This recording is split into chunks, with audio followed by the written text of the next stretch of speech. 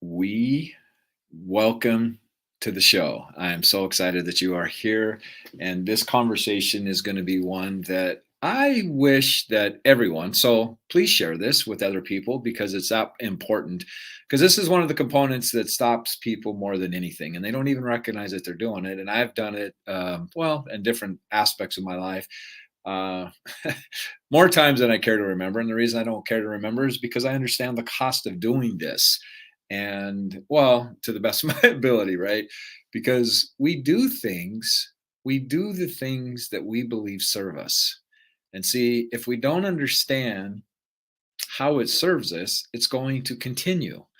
And see, what if, I mean, think about this concept, and this is what started me on this journey was living a life that demands rigorous honesty.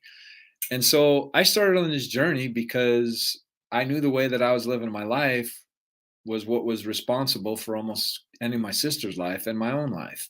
Right. And of course, me ending my own life was part of the plan. I didn't ever figure that I'd have my sister in that car, which is what really was the catalyst to get me to start seeing that I had some things that I had to look at, right? Because things I was creating was I was creating major problems in my life.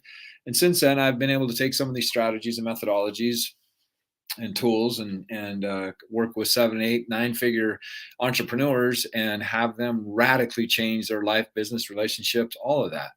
And so we have to be able to look at some things in a way that isn't attached to what we want it to be. Meaning, being as objective and as neutral as possible. See, what we do is we start looking at these different components of who we are, and right away we start getting judgmental about it because we don't like what it is that we see. And that's the very opportunity for us to start looking at things in a way. I mean, because what if we could just look at the data without any attachment to it, right? The more we're able to do that, the more we're able to make the course correction that's necessary to create the results that we want. But see, when it comes to looking at our inner world, or our strategies or our programming or anything like that. It's a very personal, intimate experience because we've invested into living out this thing called our lives. And our lack of, well, our ego, we'll just put it that way. Our ego is very invested into keeping things the way that they've been because our ego is part of creating it, right? And our ego is part of our protective mechanism that we have that keeps us from experiencing pain. However, that very thing is what keeps some of our patterns alive, and we don't look at it in a different way. And so we just keep playing these same programs over and over and over and over, right? And one of the programs that a lot of people play, and again, I'm not sharing with you anything that hasn't been outside of my own journey. This is why I said I started living a life that demanded rigorous honesty, and that has unfolded through many decades of doing this work. And it's massively very, very, very important to understand this. So, how excuses serve us? First thing I want to put out there is that everything you do, everything you do, or anybody else does, they do it because they believe it serves them. And it serves them in whatever way that they believe is what is necessary for them to understand that they have to do this in order to get the desired outcome, right? So you looking at things this way and not judging it, because as soon as you judge something that we do, it's going to get shut down and not really create a possibility for you to understand how is it serving you, right? Because the negativity is going to continue until we figure out how it serves us. So what's important about this is that we have all kinds of patterns, and the patterns were created at a time of our life where we did not have the cognitive ability to distinguish whether something was good or bad. That's more of a cognitive function of defining whether something's good or bad. So think about like most of these patterns that we created as a child, like 75% of what we know in our entire lifetime was by the age of 5, right? By the time we're 35, 90% of our life is automatic, which is our nervous system is just automatically runs these programs. So for us to start looking at things differently, we have to stop judging them and stop criticizing them and just recognize that all of this is part of how us humans are evolved, right? And the more we can look at that and really like look at the amazement of what it is, of how we function, then the more curious that we get and the more we are like start creating new possibilities. So like medical industry, not anti-medical industry. However, it's a model of the world.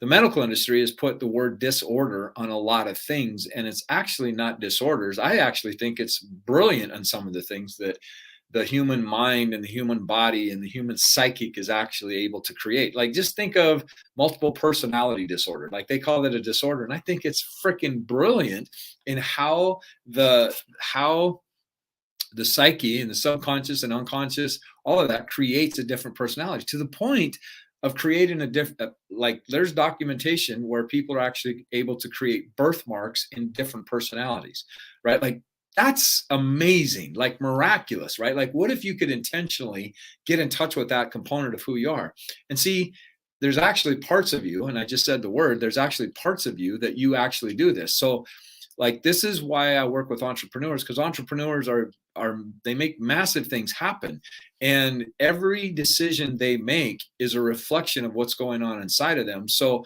we got to get really, really clear on their execution strategies, because if not, then the things that they are deciding could have catastrophic results down the road, right? So the whole title of this is How Excuses Serve You. This is how excuses serve you. And again, everything that we do serves us. We just have to get really clear on understanding how a particular pattern or behavior or thought process or emotion or whatever it is serves us, right? And the more we're able to do that, the more we're able to do one of the most incredible, difficult things for people is to let go, to surrender, right? To surrender these familiar patterns, right? So how excuses serve us is it literally keeps us playing small. It keeps us from wanting to take responsibility. It keeps us from looking at the possibility of this wonderful world called failure or being wrong, right? So what we'll do is we'll make up excuses for how we showed up in whatever it is area that we showed up. And that keeps us from looking at, how did I create this? What was it inside of me that determined that I had to do this particular thing, right? And it just negates us really looking at what is the possibility. Well, I can't do it because of the economy. I can't do it because of the job I'm in. I can't do it because I'm in the relationship that I'm in. And understanding every single one of those things are choices that you have made. Every single one of them, including the narrative that you have about the excuses or the situations that you have deemed as responsible for your life. Now, I get it. Life happens, things happen. There's been different seasons in my life where I wasn't in the place where I am today, and therefore I made the decisions based on where I was at in that season of my life. And today I'm in a different season and a different place in my life, and I make different decisions. So, however you deal with your past is really, really important in going forward. Because if you've had something happen in your past and it created a very unpleasant experience within yourself, then what you're going to do is that you're going to do everything you can to avoid repeating that, right? Or remembering that. Like, think of that word, remember, like reattaching yourself to that. So what we'll do is we'll come up with excuses that will keep us from moving through or letting go of that particular pattern or thought process or whatever it may be. Like, somebody, I mean, and I deal this with often. And one of the things that people have come to me and I talk to them, we have a strategy session. And then I feel that if possible, it's a good match that we move forward.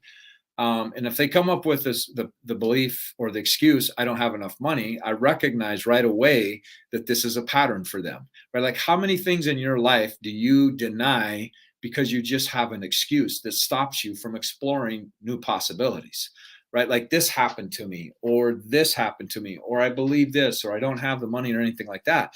And see, what an excuse is, it's a pattern that you play within yourself, and it's a strategy that you use to get somebody else enrolled into your narrative.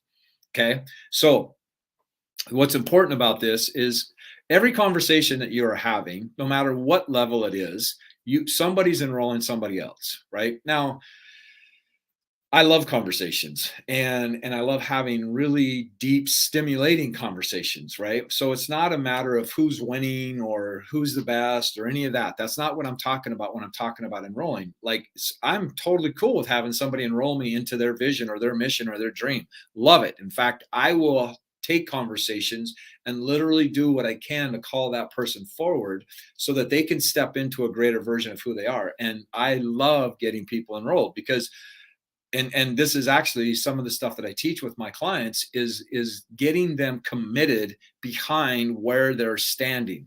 Otherwise, are you committed to your excuses, which you get something out of doing, or are you committed to what it is that you want to create, right? And so the very thing that excuses do is they neglect and negate taking responsibility for what you want to create, and you're accessing something in the past that you have defined as what is possible for you, right? Like think about what is possible for you rather than going, okay, so client comes to me and I'm going, okay, cool, this is what I believe would be a great strategy for you.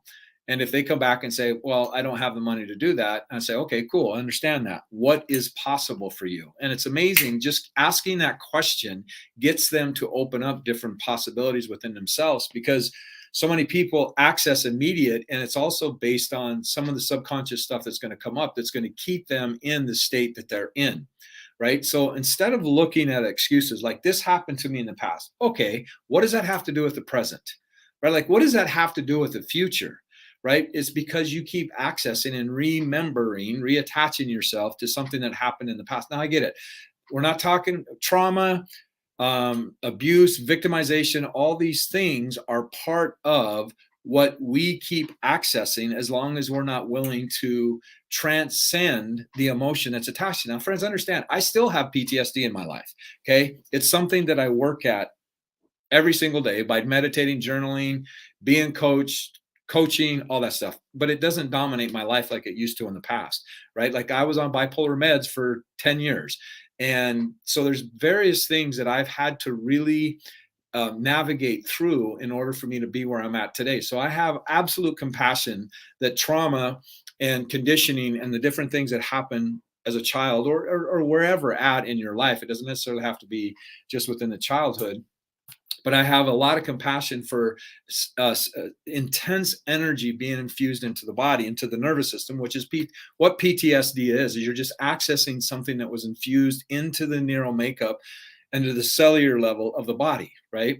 So, okay, because I could just use an excuse of when I started in considering a possibility of giving up bipolar meds. Well, it's medically proven that you cannot get off bipolar meds. In fact, one of the side effects of being on bipolar meds is that you'll want to get off the meds. Right? Like I had all the excuses in the world to validate, and I could medically back up me saying I couldn't get off bipolar meds.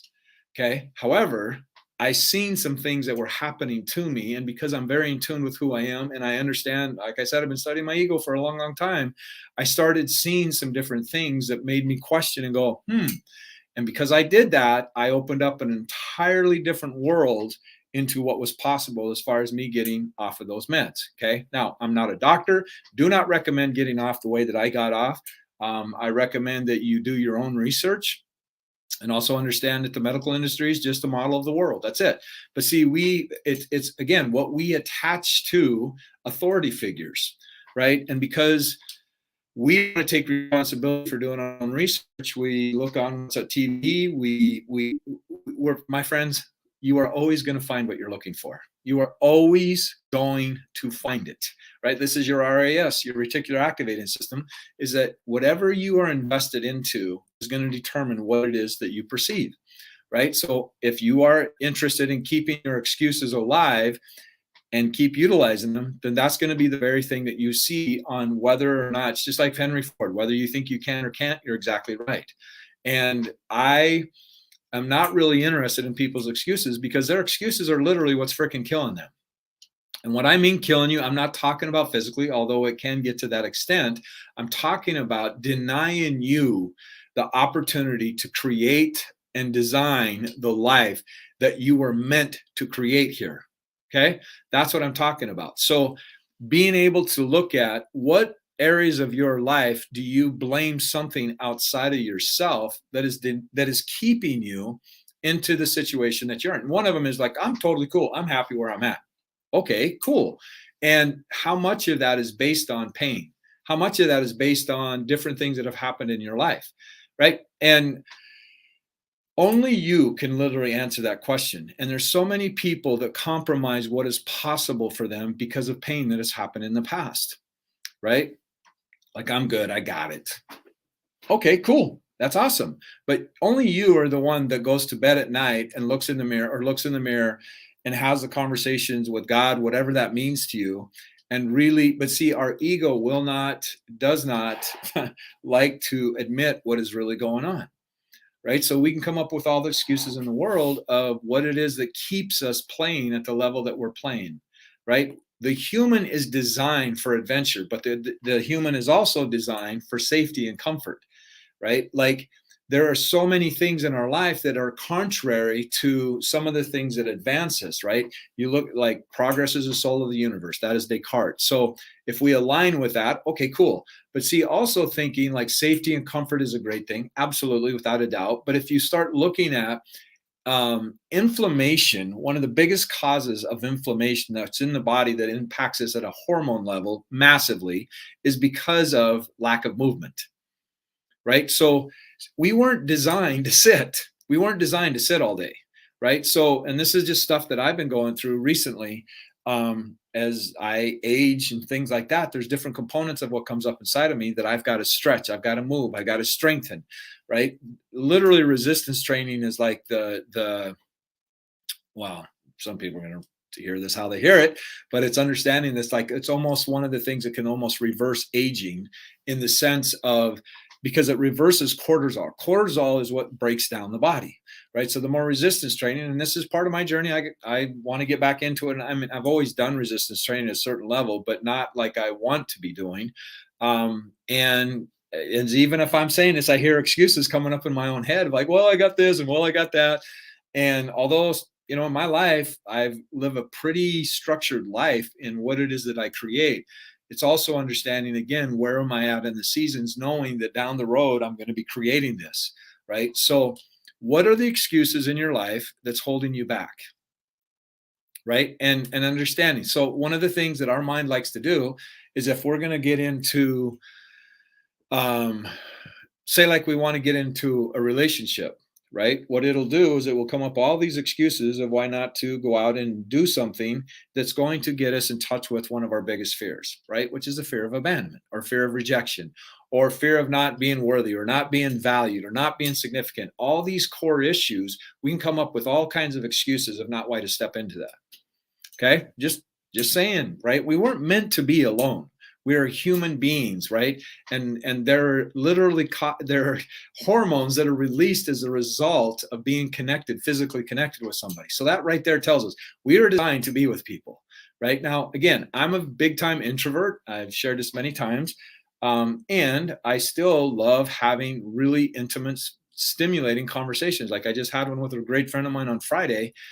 Got super emotional when I was talking to him because, again, I have a different season of my life that is unfolding and I'm moving into a different season of my life. So I understand that I'm going through this transitional phase.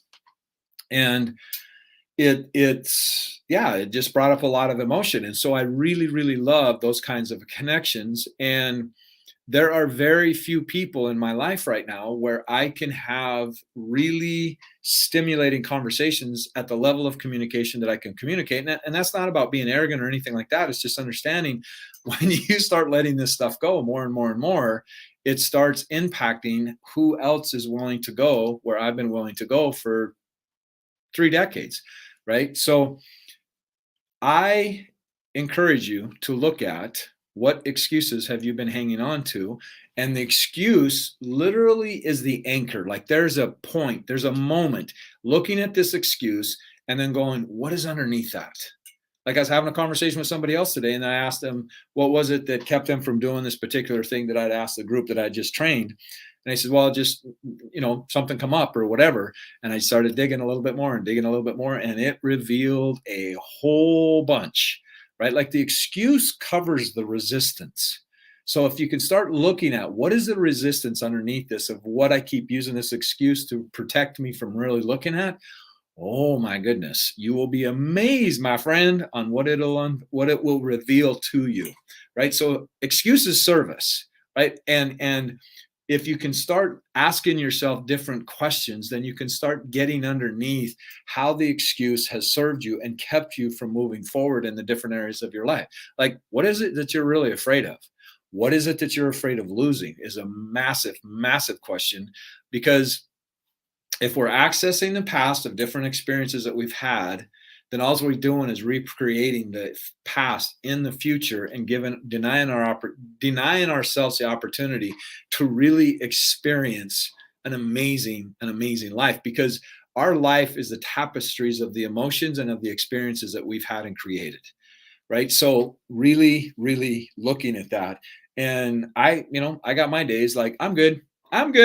And what sometimes I can say that to keep me from going into spaces with particular people that haven't demonstrated that that's somewhere I want to go with them, right? Because my inner world is sacred to me, and who I share it with is something that I really, really take very, very, very seriously.